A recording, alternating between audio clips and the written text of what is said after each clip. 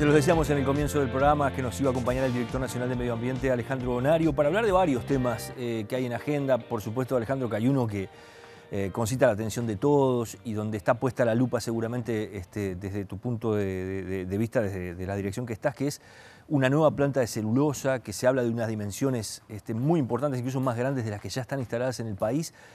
Y bueno, y ahí pasan ustedes a jugar un rol fundamental, ¿verdad? Porque, por supuesto, uno de los cuestionamientos más fuertes que se hacen a este tipo de emprendimientos tiene que ver con lo medioambiental. Contanos qué tipo de cosas empiezan a manejar ustedes, o les ha pedido el gobierno nacional a ustedes cuando se anuncia esto públicamente. No, bueno, lo primero que me gustaría expresar, que lo he dicho en otros lados, es que el Uruguay cuenta con experiencia en este tipo de emprendimientos. O sea, la INAMA y el propio Ministerio ya han pasado por 2 procesos de evaluación del proyecto de este tipo y hoy en día las están monitoreando de forma continua, muchos parámetros directamente online. Entonces, que eso es lo primero, que tenemos capacidades para analizar proyectos de esta envergadura, el proyecto de exploración. ¿Cuál es el primer paso? Te voy a explicar a la gente, bueno, nosotros ahora tenemos que arrancar con ¿qué?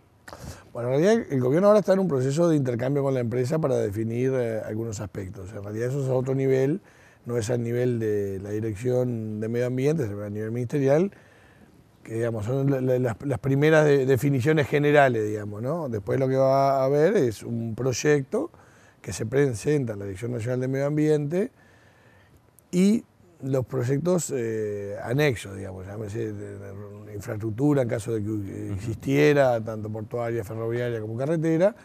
Hay muchos de esos proyectos que también necesitan evaluación de impacto ambiental, o sea que hay muchos aspectos del proyecto que terminan siendo... Una cosa que cuestiona muchos de los digamos, organismos que trabajan en defensa del medio ambiente y que muchas veces cuestionan este tipo de proyectos, que es el informe de impacto ambiental lo hace la propia empresa o consultores que contrata la propia empresa. No va a contratar a un consultor que le diga esto no es viable o esto contamina.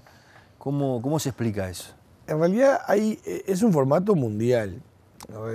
Lo que uno hace es fortalecer las capacidades de evaluar esos informes, ¿no? Estamos hablando de informes de varios, en nuestro caso, varios cientos de miles de dólares en estudios de línea de base, no solo el análisis técnico, sino todos los estudios que hay que hacer de las calidades anteriores. Entonces, lo que hace la INAMA es fortalecer quienes evalúan esos proyectos. Y bueno, cuanto mejor presentado ese proyecto y mejor evaluado, menos ida y vuelta tiene. O sea, nosotros tenemos lo que llaman la solicitud de información complementaria, que cuando un proyecto no es bueno, muchas veces se acusa, cuánto tarda la INAMA, pero nosotros tenemos criterios técnicos. O sea, si vos no me presentás la información que yo necesito para evaluar, te la voy a volver a pedir tantas veces como sea necesario hasta que tenga la información en la cantidad y calidad que necesitamos para poder evaluarlo. Si tuviera que explicarle brevemente a la gente, por ejemplo, en el caso de la planta de UPM, la que ya está instalada, o en el caso de Montes del Plata, ¿qué cosas concretas controlan ustedes y cuánto personal tienen para controlar?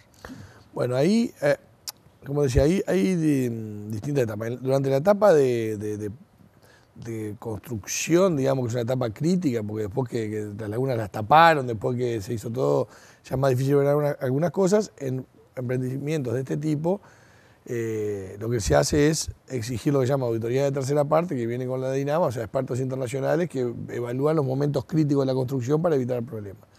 En la operación lo que nosotros tenemos es un área de control que tiene más o menos unos 30 técnicos asignados a distintos proyectos, algunos de ellos específicamente a las pasteras, porque se van especializando en distintos temas.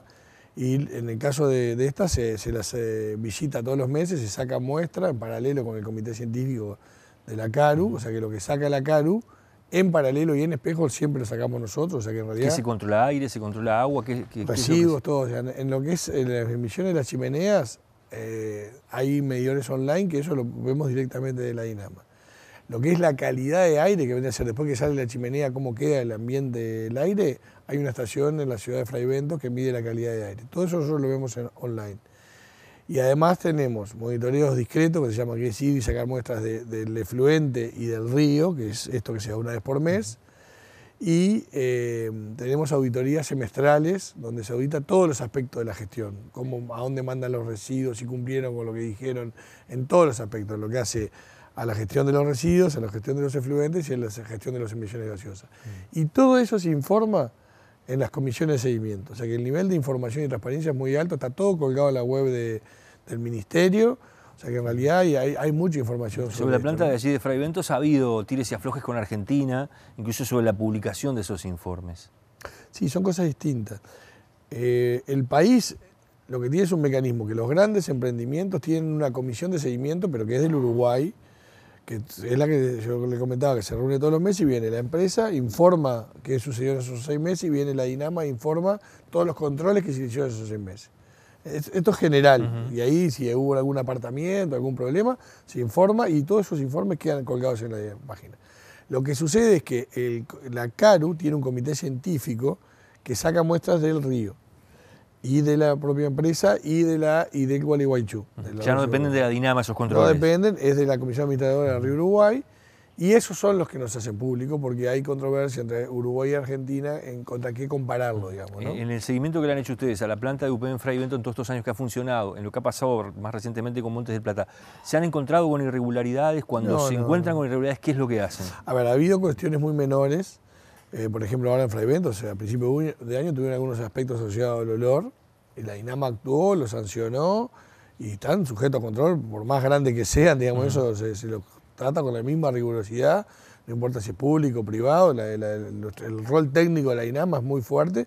El Uruguay ha apostado a eso, la ha fortalecido, no es lo mismo la INAMA que yo me encuentro ahora cuando empecé a trabajar, que la que existía hace 15 o 20 años, con áreas ya robustas, con su formación, con el staff técnico bien definido. Entonces, ese es un capital país que bueno, yo me encontré y obviamente es un buen dato. Algunos ambientalistas han dicho, ¿cómo puede el gobierno anunciar públicamente que se va a construir una tercera planta si todavía no se sabe el impacto ambiental que puede tener, por ejemplo?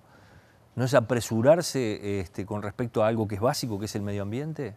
No, uno va evaluando los pasos. O sea, lo primero que hay son acuerdos generales, como hubo en el caso de Montes de Plata, donde hay cuestiones relacionadas a cómo se van a tratar los expedientes, si va a haber una contraparte específica en la DINAMA para atender el proyecto por la velocidad que hay que estudiarlo, cómo se va a responder, pero no hay un cheque en blanco de lo que puede hacer. Obviamente que si identifica algún aspecto ambiental significativo no debería instalarse, pero bueno, eso es como un proceso, evidentemente, ¿no?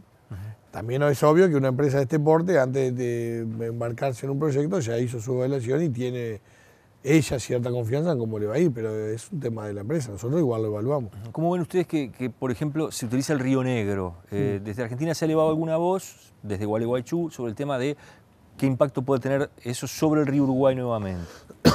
Lo único que puedo decir es que para la DINAMA todos los cursos del Uruguay son iguales. Entonces nosotros lo que vamos a hacer es que cumpla con la calidad para todos nuestros cursos, que está establecido por la reglamentación, para el caso del Río Negro. Entonces, en realidad, los estándares que nosotros vamos a mirar esa planta son... En este caso hay que ver acumulación de impacto también, ¿verdad? Porque sí, ya son más de un proyecto.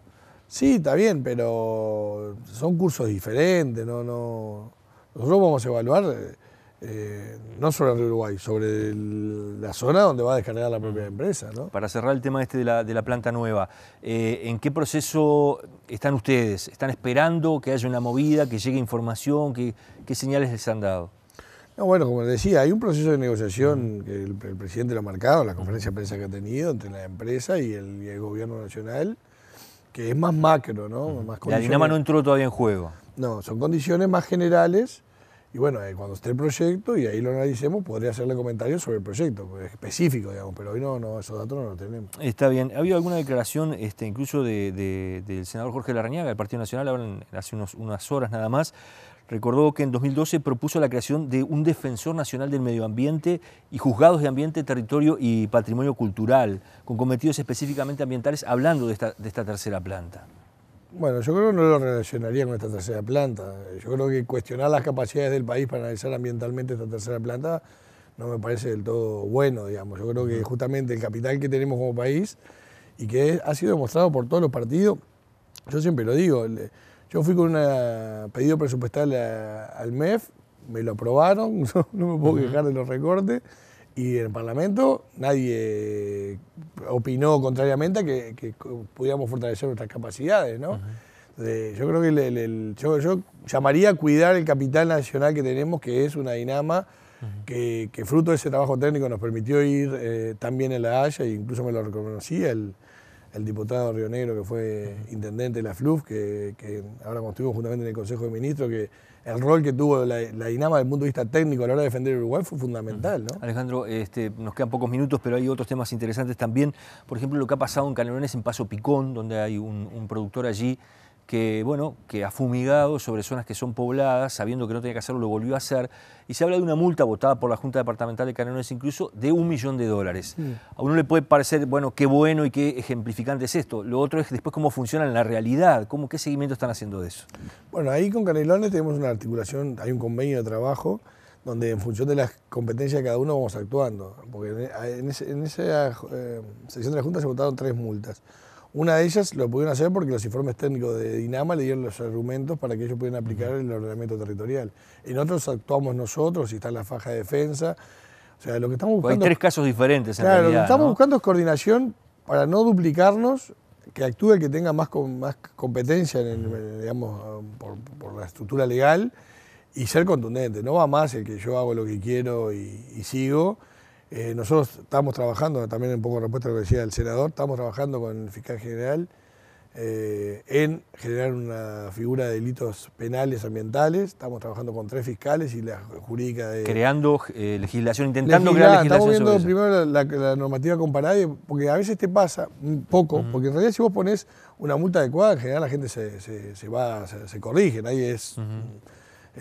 o sea, eso de que multo y sigo si te pongo 5 Pasa por una cuestión de multas, decís tú. Pero nosotros en Santa Lucía quintuplicamos los valores de las multas. Y nosotros vimos el impacto. La gente ya dice, viste, ya te empieza a llamar, antes de hacer esto, ¿puedo hacerlo? ¿No puedo hacerlo? Hay una sensibilidad. Ahora contratamos agrimensores para medir legalmente las distancias entre el río y las plantaciones. O sea, y eso se siente, esa presión. Entonces, pero hay casos en los que a pesar de eso, como decía el de Picón y otro, y la cosa no entra en caja. Entonces, bueno, quizás ahí hay que aplicar otro tipo de... Déjame comentarle a la gente un par de estos casos, sin ser el de Picón, que es un productor que fumigaba en zonas pobladas, incluso sobre la gente, había una escuela ahí muy cercana.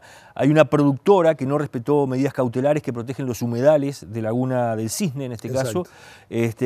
Sin respaldo alguno destruyó un área considerable, ¿no? Y en otro caso un propietario de un predio ubicado sobre los humedales del río Santa Lucía, en Las Brujas, que taló a 80 metros de franja de monte nativo para poder bajar un yate privado al río. Hizo un canal además. Ahí es donde yo digo que fuimos en conjunto a inspeccionar con Canelones y los técnicos nuestros le dieron todos los argumentos para nosotros... ¿Qué pasa con esa multa? Te preguntaba hoy. Bueno, eso sigue toda la estructura. En términos generales nosotros las multas las... Pero hablar de $1 millón para un productor... Bueno, ese es un caso concreto de Canelones, digamos. En general las multas, nosotros estamos hablando de una multa... ¿Para quién va esa multa? No, eso va para la Intendencia de Canelones. ¿Por qué es eso? Bueno, como está estructurada la estructura jurídica de nuestro país, en el caso nuestro las multas van para el FONAMA, Fondo Nacional Ambiental, que es un fondo específico, que nosotros vamos, con el MEF lo vamos monitoreando y vamos utilizando ese fondo para cuestiones asociadas al medio ambiente. ¿Cómo se reparten ahí? Porque tú decías recién, bueno, en el caso de este productor que fumigaba, la Intendencia los multa. En estos casos también. ¿Y ustedes cuándo participan o cuándo multan? Bueno, ahí es cuando o incumplió algún permiso que se le dio y no trabajó en las condiciones que le dijo, cuando no respeta las distancias o cuando se constata una afectación significativa del ambiente, que a través de la Ley General de Protección del Ambiente nosotros actuamos, ¿no?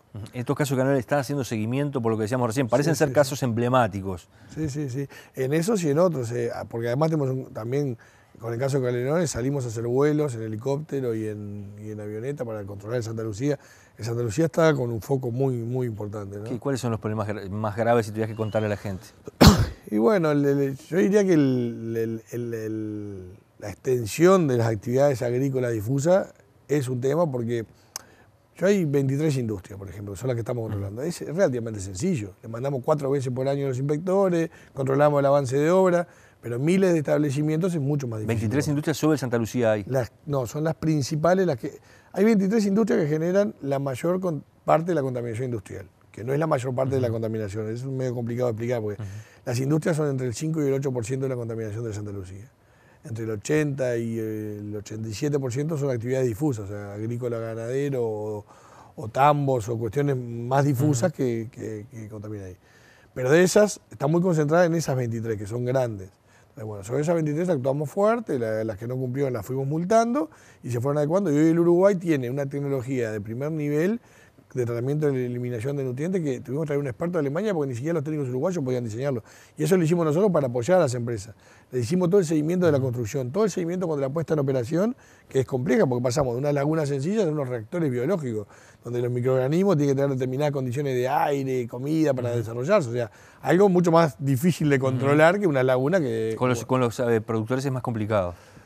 Sí, yo creo que ellos también hay un esfuerzo, pero es más difuso, entonces es más complicado de controlar, pero hay esfuerzo. Con Ganadería venimos trabajando, apoyando, aparte justo están en un momento que es complicado desde el punto de vista económico, entonces nosotros exigimos y vamos hacia ahí, pero también es bueno darle un apoyo, ¿no? Gracias por haber venido, gracias por habernos No, acompañado. gracias a vos, José. Hacemos la pausa, seguimos.